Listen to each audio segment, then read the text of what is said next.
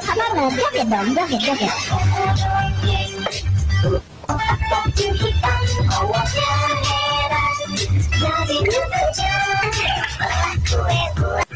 Oke guys, put your hands up in the air guys.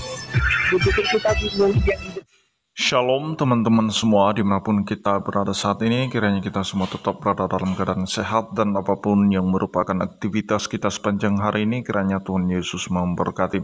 Dan kembali berjumpa lagi di channel kita ini, yaitu Zemayan Yasin. Terima kasih buat teman-teman semua dan juga para sahabat yang sudah mendukung perkembangan channel ini dengan setia. Dan kiranya kita tetap menggunakannya untuk menjadi berkat bagi semua orang. Nah teman-teman, pada video kali ini saya akan membagikan kepada kita semua di mana ada seorang pria yang berpakaian gamis ya. Dia memegang Alkitab dan kemudian dia pamer di live TikTok teman-teman ya, dan dia menginjak-injak kitab suci Kristen. Nah sebenarnya itu tidak pernah bermasalah bagi orang Kristen karena itu tidak akan pernah mengubah iman Kristen teman-teman ya. Jadi itu yang perlu kita ingat. Dan mari kita akan menyaksikan bagaimana reaksinya ketika dia menginjak-injak kitab suci Kristen. Videonya yang berikut ini. Hey, senyum jangan terpaksa banget. Joget dong, joget, joget.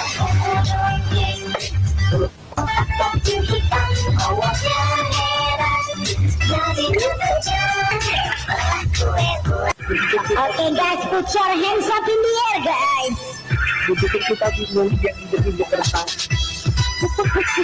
Kita panggilkan bintang tamu kita, Bu Sofi. Susu baru tadi Hey, banget sih. Hey, senyum jangan terpaksa banget. Joget dong, joget, joget.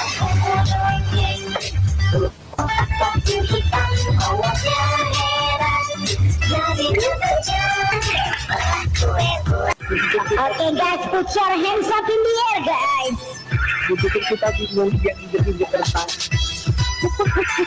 Kita panggilkan bintang tamu kita, Bu Sofi.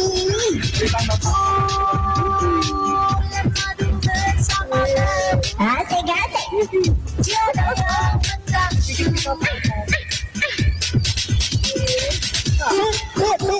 Bulan baru dia yang tabung, hanya kita berdua. Bertengkar sama Hafsa, lalu turunlah ayat. Apa ayatnya Bu? Bulan Maret bersama Babi.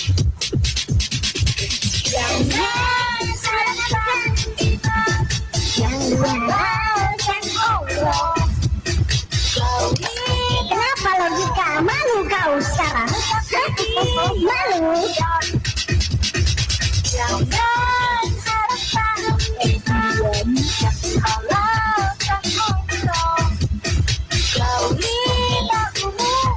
Gak apa-apa, biarin aja. Kita di sini iya-iyain aja. Logika belum dapat transferan ya? Jaringannya pun doif deh ini. Iya. Wifi-nya kan nggak masang teman-teman. Direkam ya. Logika belum dapat transferan. Iya, kita rekam. Teman-teman direkam aja ya, lagunya, semua lagu dari BSM itu aman kok. Jadi rekam aja ya. Kita lihat di sini. Cuma dapat 7 ya. Kasihan deh kamu. Cuma rekam ya. 7 ya. Pasang wifi itu nggak bisa.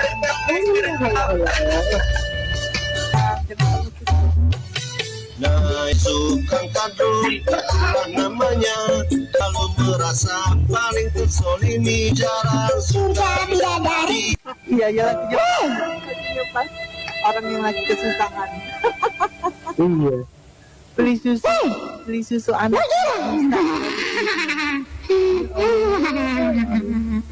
Lo gila. Mana bikin? Kita lihat ya teman-teman ya. Mana video? Seorang enggak, jangan diturunin ya Cep ya. Saya ada mau menunjukkan sesuatu. Ya, ada yang boleh gantian nggak satu? Saya mau naikin satu akunku. Boleh nggak? Nah, jadi itu dia videonya teman-teman. Kita sudah melihat bagaimana reaksi seorang pemuda. Tentu saja dia beragama Islam teman-teman ya. Tetapi kita percaya bahwa itu hanya oknum saja. Memang kita percaya bahwa tidak semua orang yang beragama Islam punya perbuatan yang seperti itu. Nah, teman-teman, ketika kita melihat bagaimana reaksinya dan kita tidak tahu apa penyebabnya sehingga dia melakukan hal yang sekonyol itu, teman-teman ya.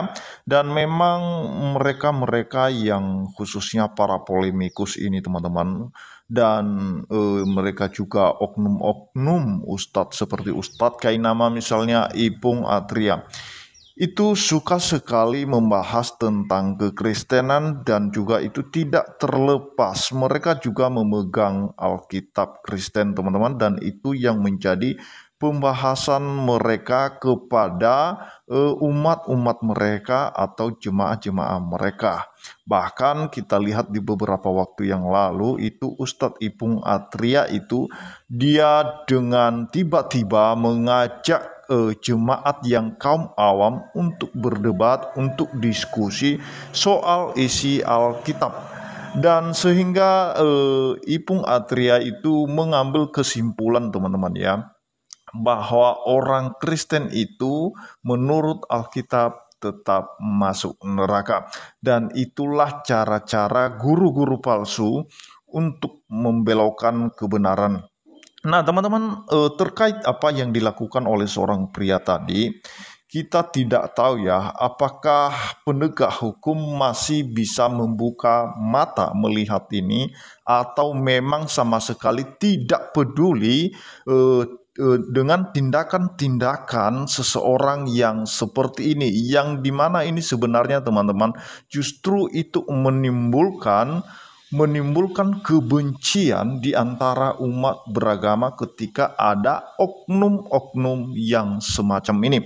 Dan kita lihat di beberapa waktu yang lalu juga ada seorang ustadz yang bernama Agustan. Dia adalah seorang mualaf yang dimana dia berlatar belakang Kristen ya. Bahkan dia mengaku sebagai mantan pendeta. Bayangkan, dia adalah mantan pendeta dan kemudian dia berbalik daripada kebenaran dan dia menganut agama barunya dengan hidup dan juga tindakannya menghujat kekristenan, dan tidak hanya kekristenan itu, menghujat Allah. Bahkan dia terakhir menantang Tuhan Yesus dengan meletakkan Alkitab di pantatnya, teman-teman, dan kemudian dia kentutin Alkitab itu. Dan apa yang terjadi setelah itu, teman-teman? Dia kena stroke mendadak, dan setelah itu karena tidak ada pertobatan baginya, dia langsung meninggal, teman-teman. Dan itu mungkin keputusan Tuhan, karena memang dilihat tidak ada lagi perubahan, tidak ada pertobatan dalam dirinya, maka Tuhan memanggil dia untuk menghadap takhta pengadilan Tuhan sendiri. Nah, jadi teman-teman, percayalah bahwa orang Kristen ini tidak akan melaporkan tindakan pria ini ya. Kenapa? Karena orang Kristen pun tahu ketika seseorang menghina keyakinan Kristen, menghina kitab suci Kristen, itu tidak dilaporkan. Kenapa? Karena memang respon pihak penegak hukum terhadap itu acuh tak acuh, teman-teman.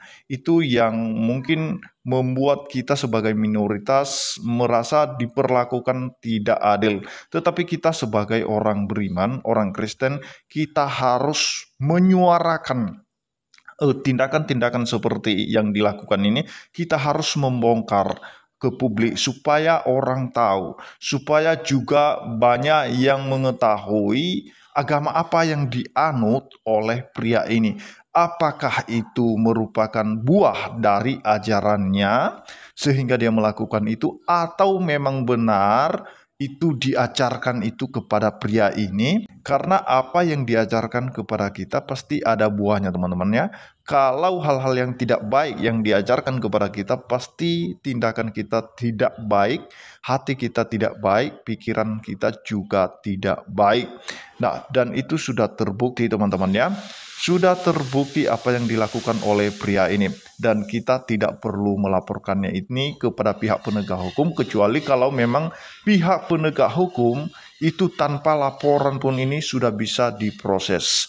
Tetapi kalau memang dia tidak diproses, biarlah Tuhan yang punya hak atas dia. Tuhan punya hak untuk membalas segala sesuatunya. Manusia tidak punya hak.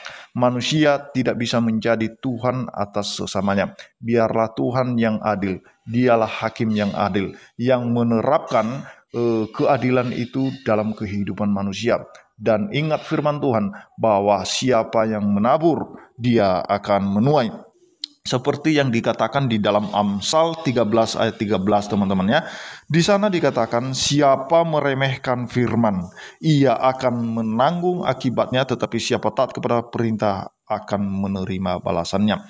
Jadi percayalah, siapa yang meremehkan firman, ia akan menanggung akibatnya. Dan itu sudah terbukti pada orang-orang yang tidak bertanggung jawab, yang suka meremehkan firman. Salah satunya tadi Ustadz Agustan, dan mungkin pria ini tidak belajar dengan apa yang dialami oleh Ustadz Agustan, dan biarlah Tuhan yang menjadi hakim atas hidupnya. Demikian yang saya sampaikan, kiranya Tuhan Yesus memberkati kita semua. Shalom.